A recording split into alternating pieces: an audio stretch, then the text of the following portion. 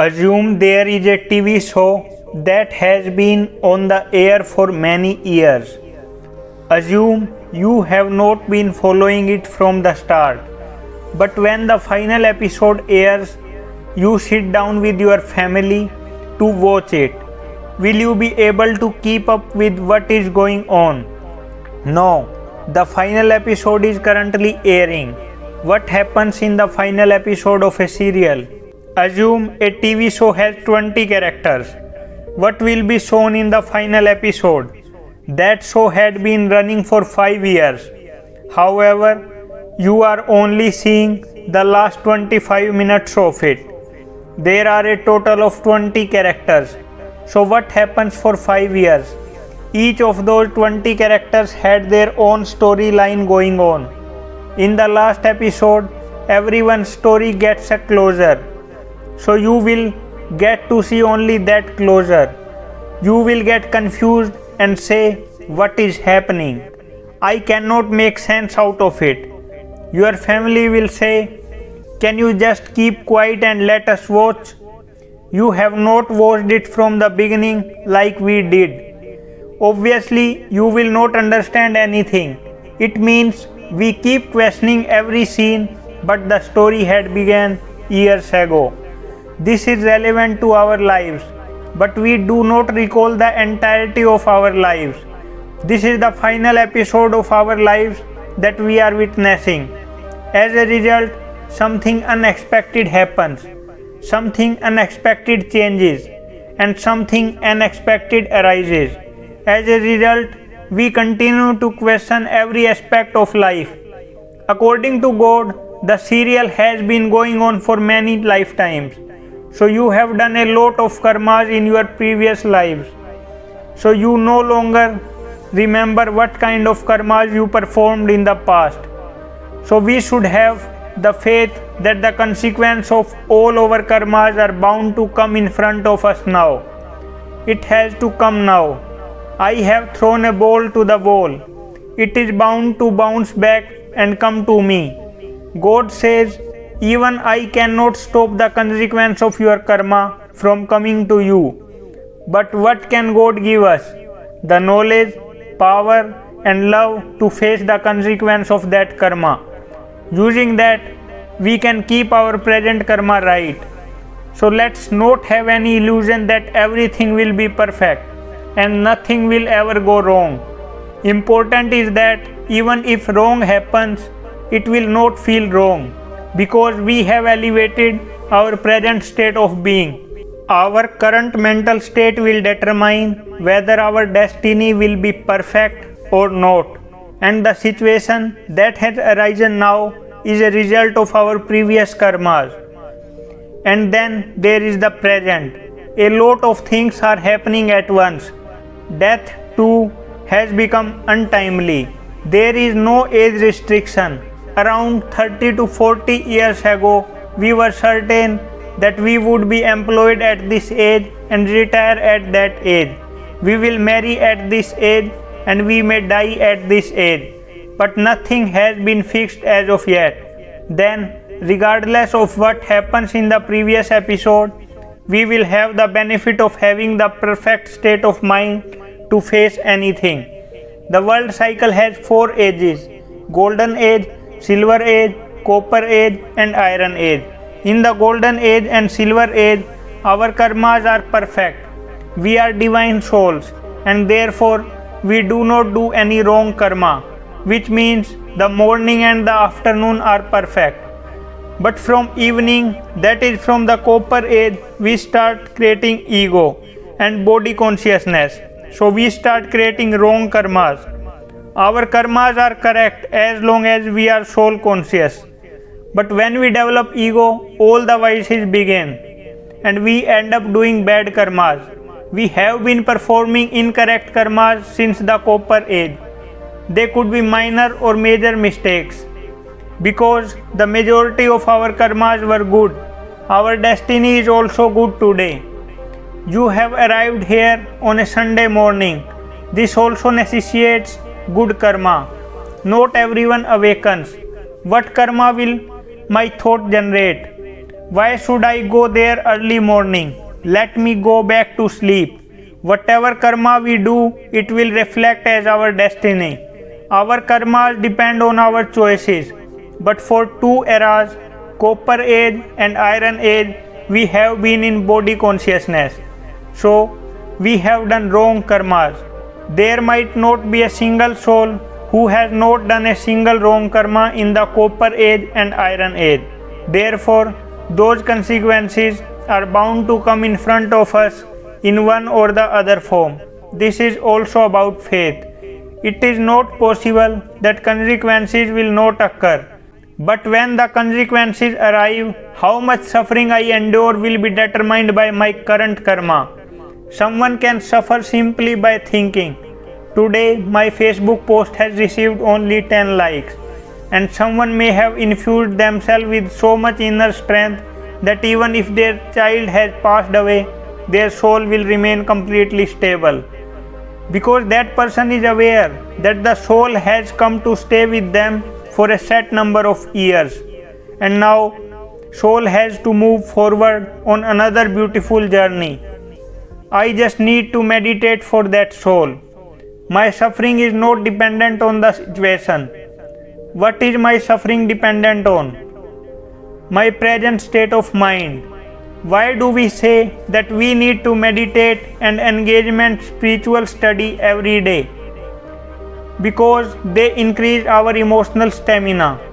There was a lady who left her body last week. She saw was TV program about how to handle someone's death. In the episode, there was a discussion that when loved ones leaves the body, we should not cry, because otherwise our pain vibrations will reach that soul. That lady shared her experience. She stated that she has decided not to cry in the event of someone's death, and she will not allow anyone else to cry. Her young son left the body exactly 5 days later. When she got a phone call, she said, I heard whatever was said, and my first thought was, I will make his journey peaceful. I will not let anyone in this house cry for him. She did not want anyone to cry. She just completely changed everything. She decided to organize meditation classes for 1 week at her house. And she told everyone, please come and meditate, but do not cry for my son. I don't want anyone to cry for my son.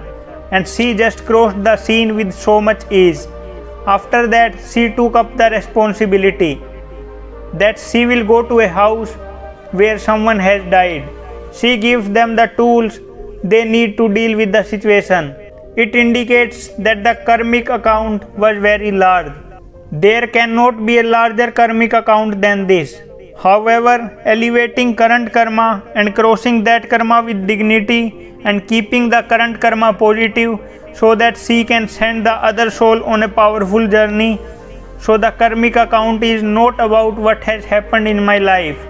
The karmic account is determined by how I handle that situation in the present. This is faith, and knowledge creates faith in us. We have the faith that God is giving us this knowledge. How to create faith initially? Keep using the spiritual knowledge in practical situations. You don't have to trust blindly. You have to experiment. Get the result, get the experience, and then make it your truth. Next time, once again, you experiment, get the result, and make it your truth. After a few days, the stage of experimenting gets finished. You know that the point of knowledge works 100% when there is 100% faith. Our vocabulary changes. As a result, whenever there is an unpleasant situation, when we question why or how it happened, we are doing the opposite of blessing that situation. And we are nearing the end of the Iron Age. We are not currently living in a golden age. The faster we get to the end, the faster our souls deplete. Consider the last 20 years, and then there's the last 5 years. After that, if you look back over the last 2 years, you will notice that the soul battery is discharging at a faster rate. If you check a phone, you will see that initially it will discharge at a slow pace, but towards the end it gets discharged faster.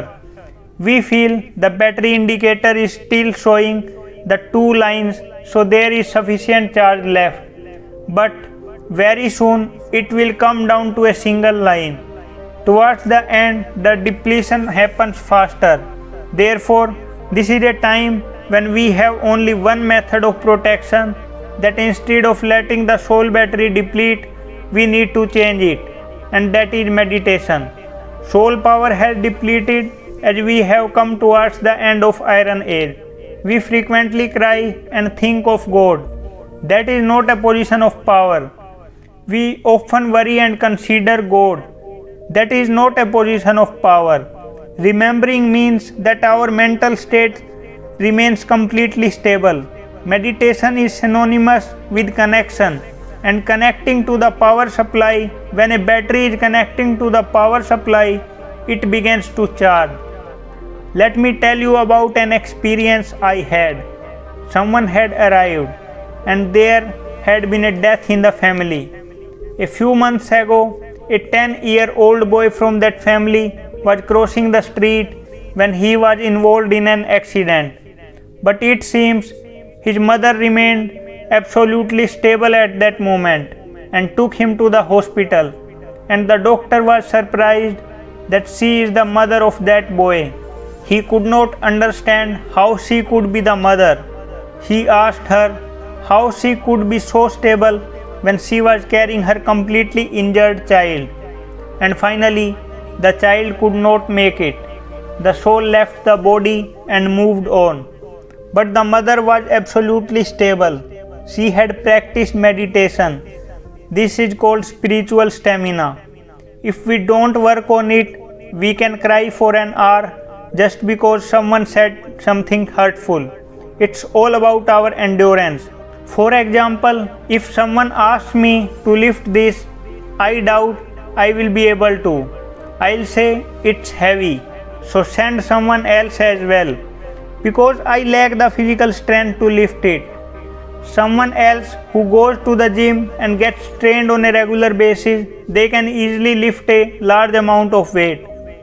So it all comes down to you prioritizing it and training on it. Then your fitness and stamina will continue to improve. We should not focus on the weight that needs to be lifted.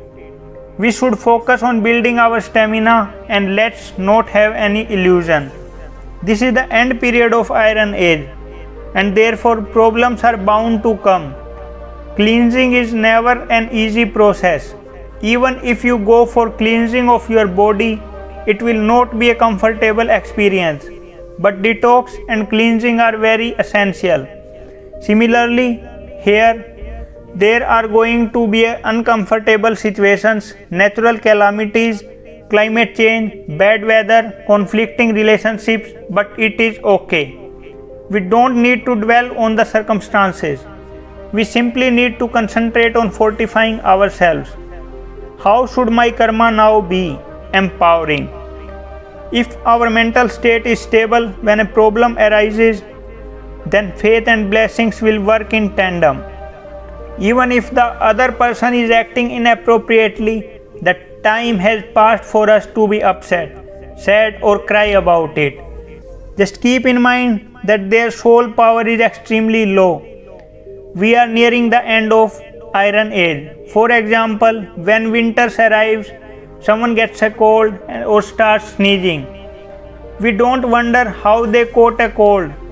We say it's fine, the weather has shifted. This is knowledge comprehension. We are nearing the end of the Iron Age. As a result, we will be witnessing a wide range of behaviors and sanskars. It is critical to consider what blessings should I bestow. As a result, don't expect a perfect world. Also, don't expect perfect people. Right now, the only place where you can achieve perfection is within yourself. Make that your top priority in life. Because I desire perfection, I must continue to develop my soul power. And because of your vibration, the soul power of everyone around you will also start rising. Your vibration will spread into the environment as well. And together we are going to create a perfect world. And never believe that the world will come to an end. World will not get destroyed or finished. The world will get transformed. The world will not end after night. Morning will dawn. Suppose somebody is on their first day and they have never seen that after night. Then it will be the next day. That person will undoubtedly be terrified at night because he is unable to see anything. The issue is that he is unaware that it will be morning after nightfall. What era will follow the Iron Age? The Golden Epoch. When will the Golden Age arrive? By striving for perfection. So don't be concerned about the world's imperfections. Concentrate on creating perfection in yourself. This will result in a perfect world. Don't be concerned about the building that is already collapsing. We must keep the new building ready as soon as possible. We don't need to keep staring at the old building and complaining about the leaks and other issues. We will tell everyone to hurry up and focus on getting the new building ready as soon as possible. The current structure is doomed to collapse. It is irreparable.